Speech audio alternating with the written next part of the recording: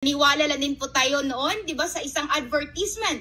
'Di ba, naghaw lang din po tayo, kaway-kaway sa mga naghaw dito, sa mga direct sponsor nila.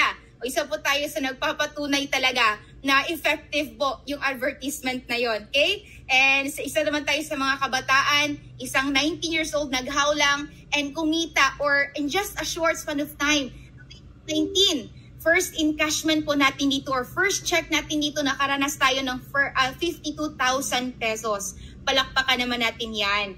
Kasi po, hinataw natin to, tinodo ko po yung system, finalo ko lang yung system, tinuloy-tuloy ko lang. At the age of 20 years old, may second check and may first 6-figure check income. So nakapag-encash tayo ulit ng another 6 figures. Yan, at the age of 20. Ganyan po ka-effective yung system. And good news, nakabili din po tayo dito ng mga gadgets natin. Cash na cash po yan. Kasi sa team po natin, Explosion Worldwide, hindi po uso yung utang or installment. Uso po dito yung cash talaga bibilhin. Diba? Kung ano man yung gusto mo, why not na i-cash mo yan kasi kaya mo naman talaga. Right? And dito ko din na-experience first time na makasakay talaga ng airplane. Nang dahil po dito sa opportunity, nakapag-shopping, na-treat ko po yung family ko.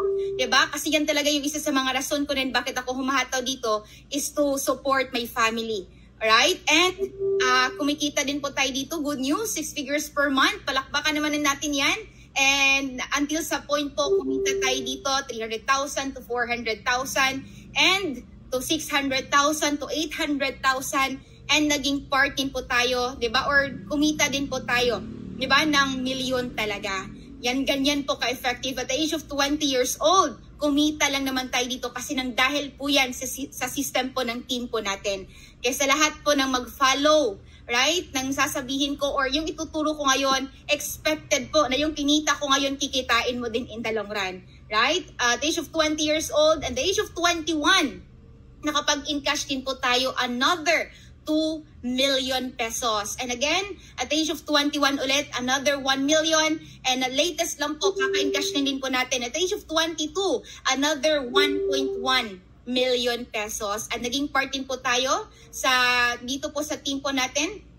Alright? Yan. So, good news po, our latest achievement talaga dito is good news, naging part din po tayo sa Sports Car Society of Explosion Worldwide. Yan. So actually po, before, tumitingin lang po ako sa picture na yan, pero who would have thought, isa na pala tayo sa napabilang dyan. So, effective ba yung system? Effective ba yung worth it ba yung pag-follow ko sa system ng team? Yan. So, and good news po, yung mga sports car na yan, hindi po talaga yan installment or utang, but lahat po na yan is binili po talaga natin ng cash.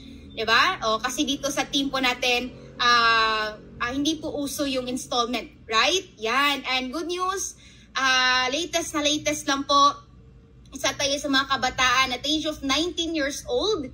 Kumbaga isa tayo sa nakapagbili talaga, right? Cash, fully paid. 3.8 million lang naman, brand new. Yan, Ford Mustang 5.0. So, bumili po tayo ng Ford Mustang at the age of 22. So, who would have